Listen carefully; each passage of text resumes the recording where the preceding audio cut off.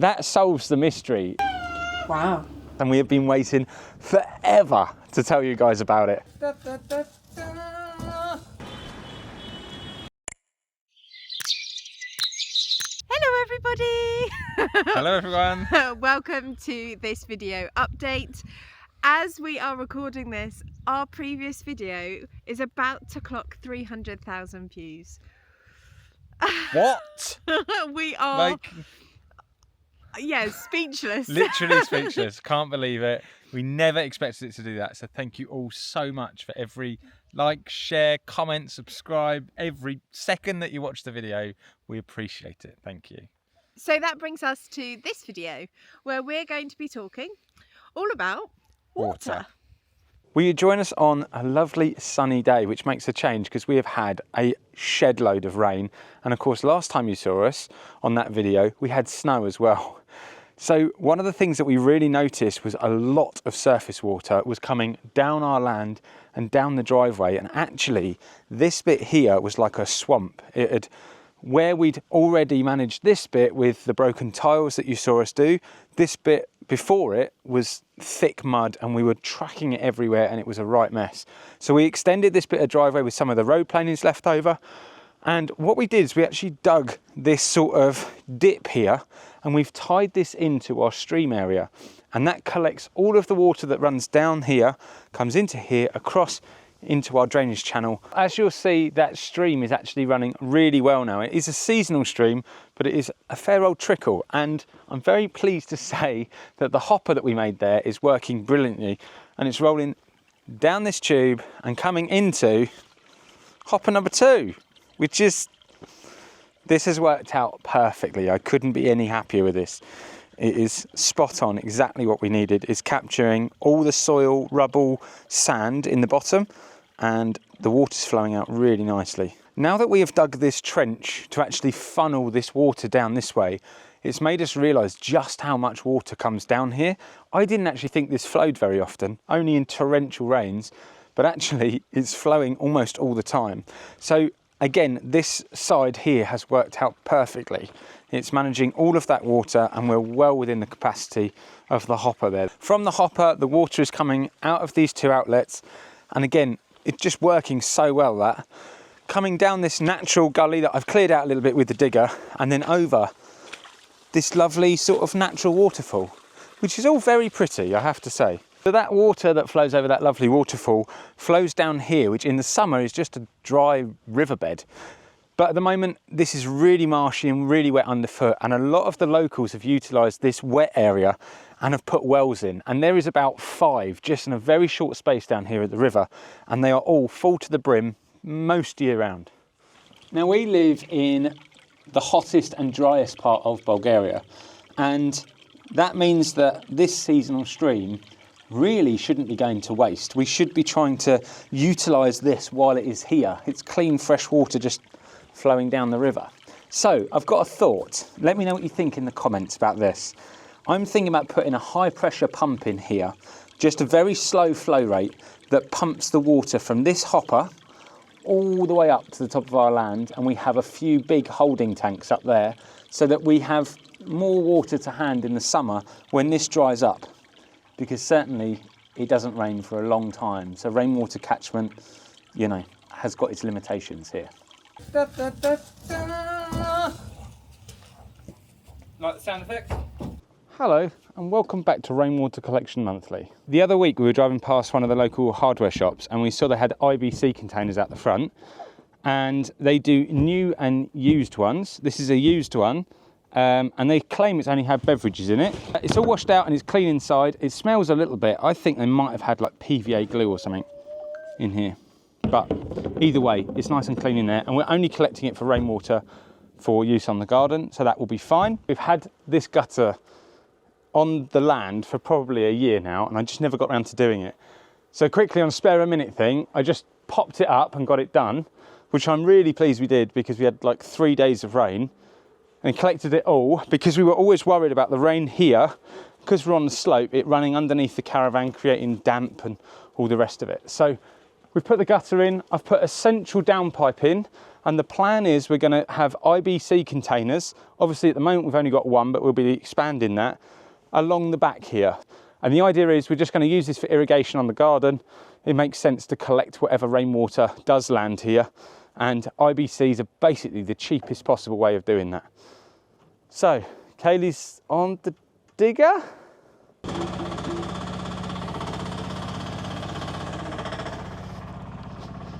This is entertaining, isn't it?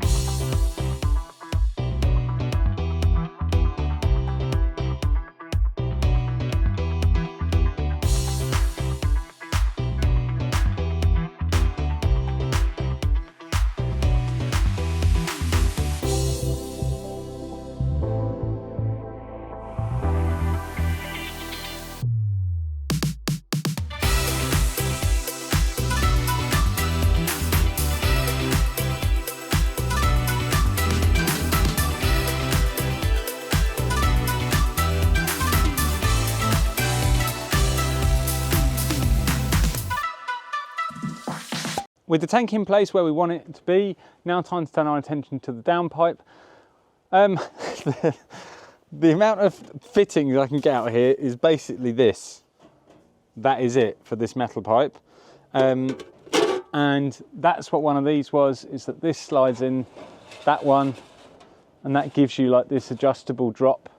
This downpipe will go over the top of that one, and then we're going to do some kind of, we're going to work out some way of getting that in there. That's what I'm trying to say.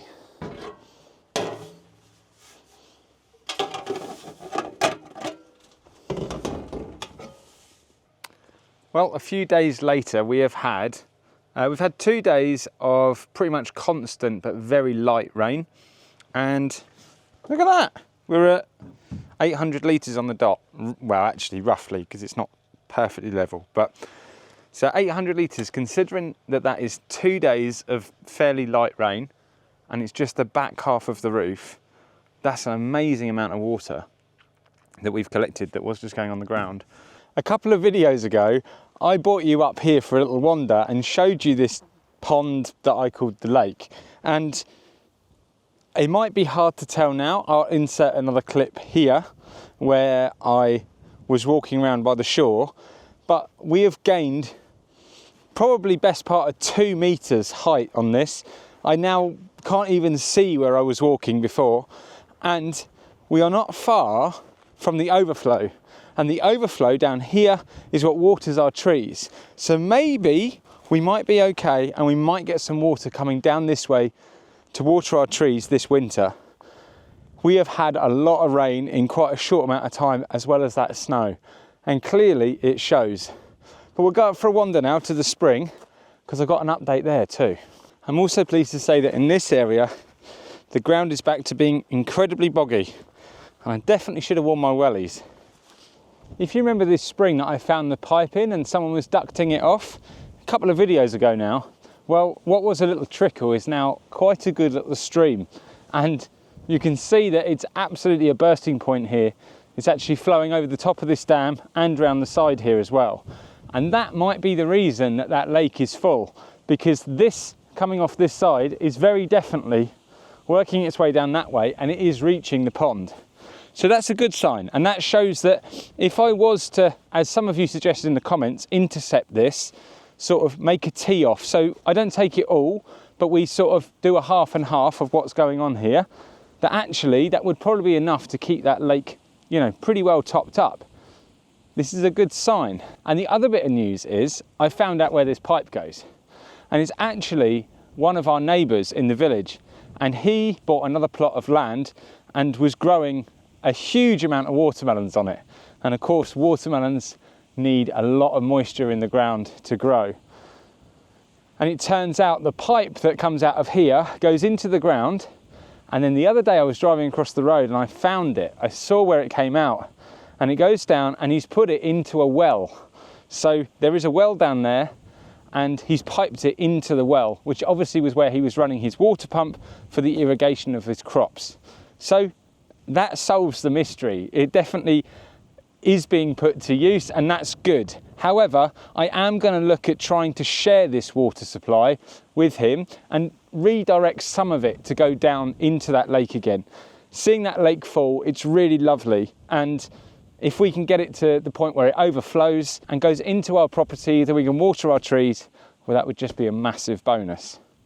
As you saw in a previous video, we installed this countertop out here to give us a better kitchen space, and it has been invaluable. But we also fitted a proper kitchen sink, which has been a game changer for us, because the little round sink in the caravan has been horrendous to try and do washing up. And actually, just having this sink and proper hot and cold running water here has meant we've actually done a lot more cooking for ourselves, like cooking from scratch, because washing up is no longer such a chore. And at some point we'll get a dishwasher, and that'll be yet again another game changer from this. But just to have a proper sink set up is amazing. Anyway, we do the majority of our cooking out here, and we will be moving the kitchen cooker from inside the caravan out to here too. So this will be the full kitchen setup. So it makes sense to make this the place where we install our Waterdrop. We've partnered with Waterdrop to test the G3P800 tankless reverse osmosis system. This on-demand system features UV sterilisation and remineralisation, providing pure, safe drinking water for the whole family. We're happy to be starting 2025 without relying on shop-bought bottled water. The first part of this install is to install this. This is the cold water feed for it. Now it all comes plumbed into this T-piece, which makes it really handy. So I'm going to go under here. These are just flexi hoses because the solid plumbing is underneath the decking. So we can literally just put that in, and then this plugs into the back of the machine, and we've got a nice little isolator valve on there too, which is super handy. At the front of the decking here, I installed these drain valves so that we could drain all of the outside plumbing to protect it from frost. So that comes in very handy when doing jobs like this.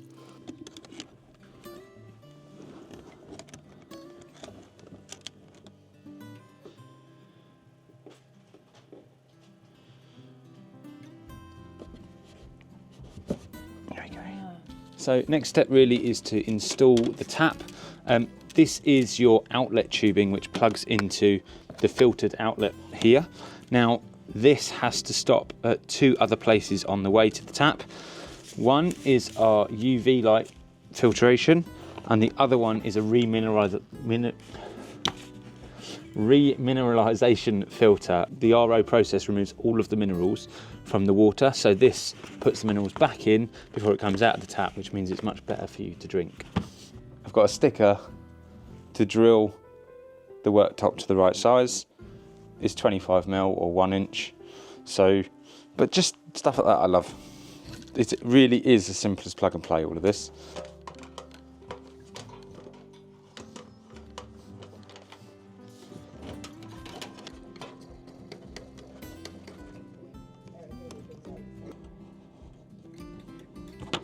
We have now got the remineralization filter. This has got an out and an in written on it. Two outlets here, one for the tap, for the display on the tap, and the other one is for the UV sterilizer. Both are labeled. So the other part of this system is the wastewater. That's this red tube here. Of course, although we're calling this wastewater, we're not going to waste it.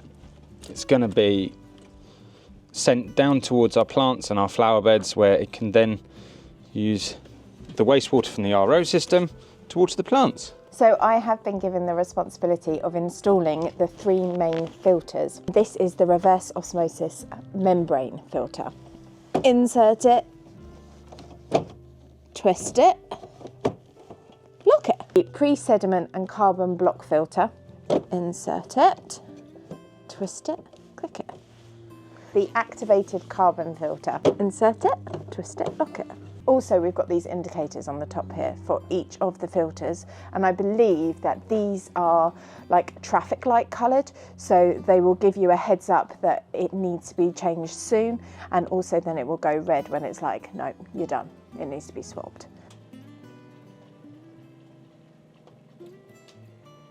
Well, that is it. Installation done. It's as easy as that. Now, the instructions say we need to turn on the tap and let it run for half an hour.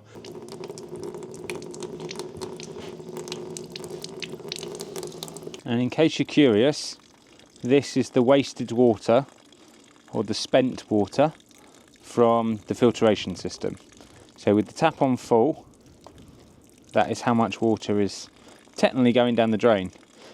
I suppose we better taste it. Now, Kaylee's not keen on drinking the tap water, are you? I don't drink the tap water. No, and to be honest, I don't either. We know lots of people who do, and that's fine, but... And it is clear, like the tap water's it's not got floaty offensive. bits in it. No, it's not. That's just oxygen from the. It's just aerated. This tap aerates it. So I will drink the tap water, but it really isn't very pleasant, and I don't know how to describe like the taste of water. Don't you have to do it like wine, where you swirl it, gargle Whirl it, smell it? You can taste metal in there. It's definitely got a metallic taste to it. All of the pipes in the village are like iron, old-fashioned galvanised iron pipes, probably full of rust and all the rest of it. I'm amazed actually the water is as clear as it is, but it has got a real heavy taste to it. Now, the RO system. So we got a TDS reading here on the meter of 028, and it is, I mean, properly crystal clear. Wow. Go on, you go. It's It's really nerve-wracking, isn't it? No, it's tasting water, filtered water. Wow. I'm surprised by that. Really refreshing. Like, just as good as the bottled water. Yeah, so all of that heavy taste has gone. I don't know how you can say fresh, clean water, but that's exactly what it tastes like, fresh, clean water. That's as good as every bit of bottle of water we've had. Yeah, I think. definitely. Nice. So, the results are in, Yeah. and we're happy with it.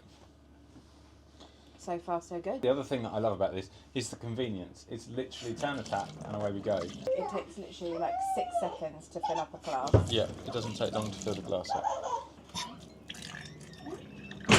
We'll keep you posted and let you know how we get on with this new system. We have got 2 other options for drinking water. One is to buy one of these 10-litre bottles from the local shops, and they vary from maybe 2 lev to up to 5 lever. The other alternative is one of these, which is a local spring.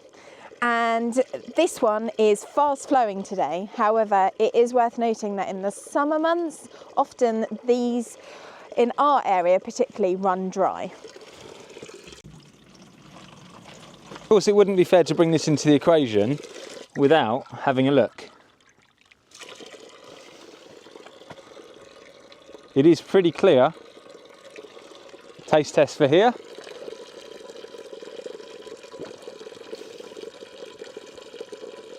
It does taste pretty good actually.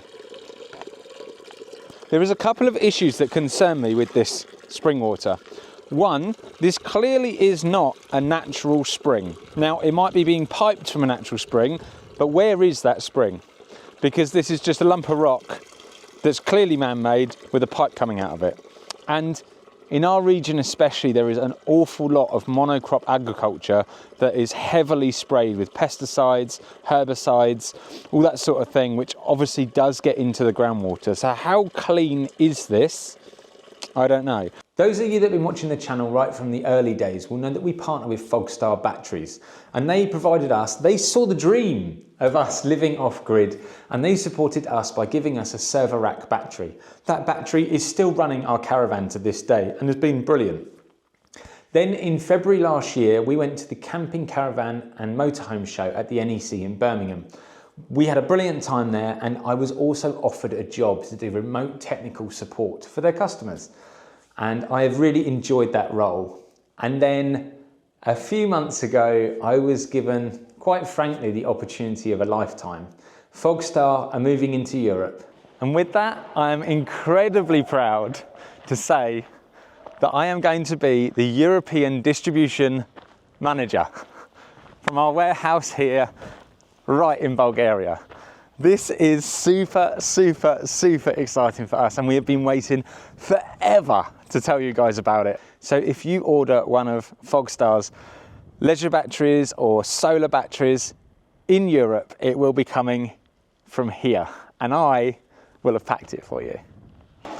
So if you're looking for lithium batteries in Europe, check out our website. Yeah, I like that, I'm happy with that. So let's talk water management on our land. We have got a large sloping plot, and up in this top corner is the highest point, right up in that top corner there. From there it slopes both down this way towards the camera along the back of the boundary, but also down this way towards the houses and all the buildings. There is a load of wasteland up here, and we've never been in here. This is full of really spiky, thorny trees. But my thoughts are, what if we were to dig a really big pond up here? We've got a digger, so it would only be the diesel for the digger and the time involved.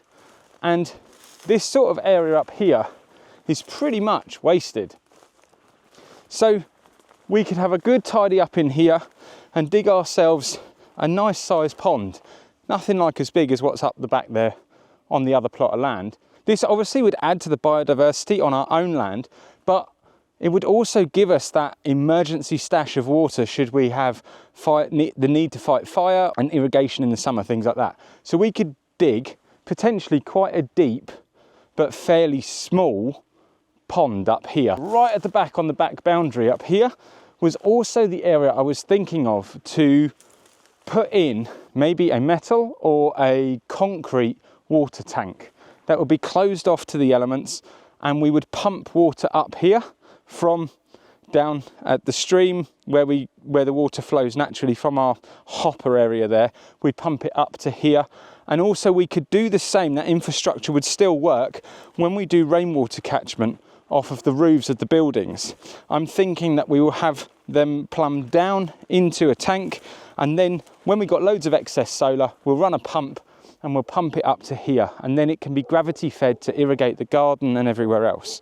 While we're talking water, I'm going to jump ahead a little bit here, and you're getting a sneaky peek into a future project.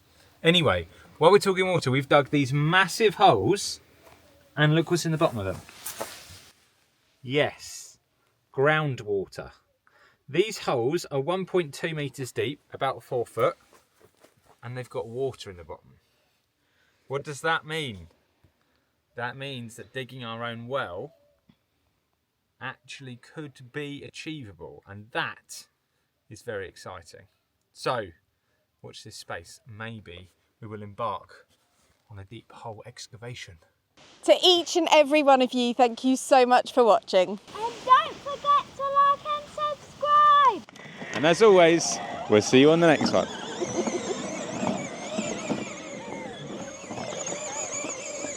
Absolute bunch of nutters. What are we doing?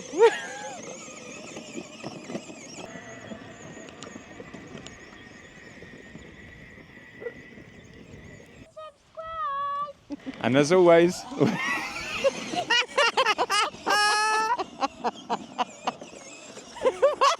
forwards that way, bud. Riverbed area, socks out. Or if I get a wet face.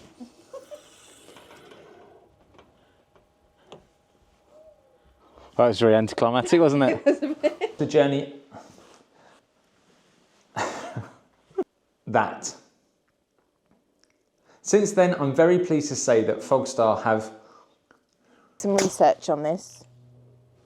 Oh, I did a little puff. Was it supposed to do that? I don't know. I did a little puff again. if you're interested. No, not really.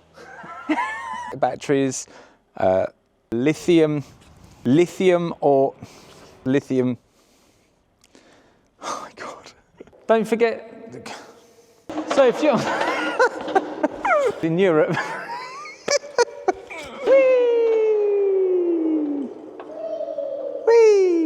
check out the website. Woo! La la la la, she hates me. Hello everyone, welcome back to the video. Right, delete that. No.